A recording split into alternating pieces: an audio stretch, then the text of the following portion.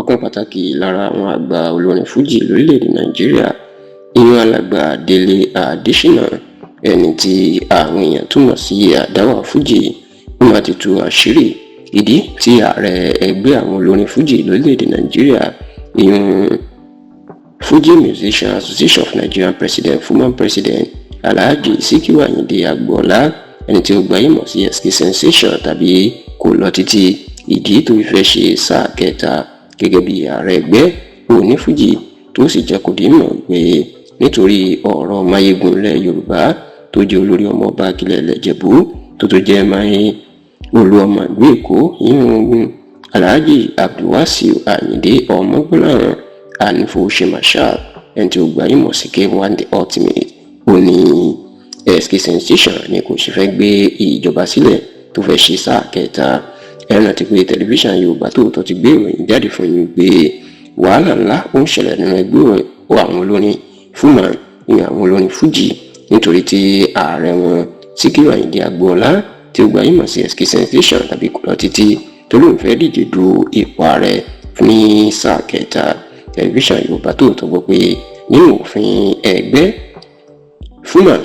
ààyè kò gbà láti ṣe sáà kẹta, bí èèyàn bá ti ṣe sáà ọdún méjì ó gbọ́dọ̀ gbéjọba sílẹ̀ ni. bẹ́ẹ̀ la gbọ́ pé bẹ́ẹ̀ lórí lásìkò ìjọba olóògbé Sàká Ọdúnsì, ẹni tí ó gbajúmọ̀ sí Sàká Ọ̀rọ̀bọ̀, ṣùgbọ́n tó jẹ́ pé ọ̀rọ̀ ti fẹ́ yí padà lórí SK Sensation báyìí, tó sì jẹ́ pé sáà kẹta tó fẹ́ lọ òun gan ni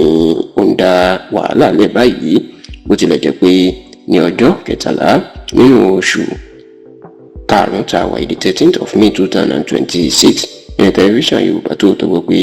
ètò ìdìbò ààrẹ àwọn ẹgbẹ́ onífújì yóò wáyé tí SK Sensation yóò sì lọ fún sáà kẹta. ṣùgbọ́n nígbà tó ń tú àṣírí fún tẹlifíṣàn Yorùbá Tòótọ́ lọ́sẹ̀ tó kọjá,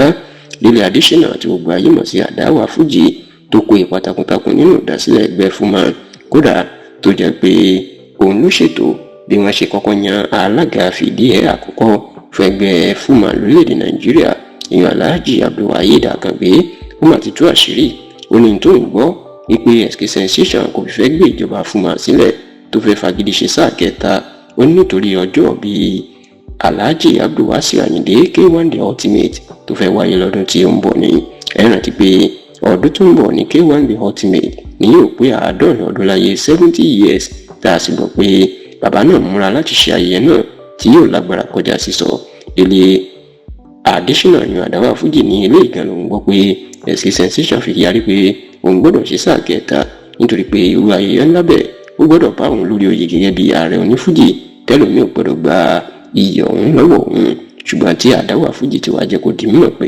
ó ṣeé ṣe káwọn padà kó ọ̀rọ̀ náà káwọn kó ara wọn lọ sí ilé ẹjọ́.